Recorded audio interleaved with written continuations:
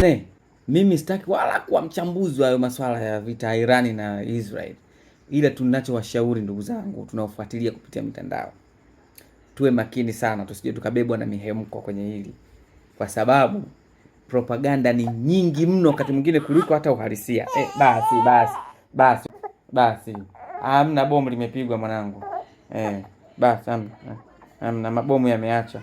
Shida iliyopo ni kwamba hata wanaoturipotia haya matukio, propaganda ni nyingi sana wakati mwingine kuliko hata uhalisia kwenye baadhi ya mambo, kwa sababu kuna wengine tayari wameshajitenga, hawa ni timu Iran, hawa ni timu Israel na Marekani.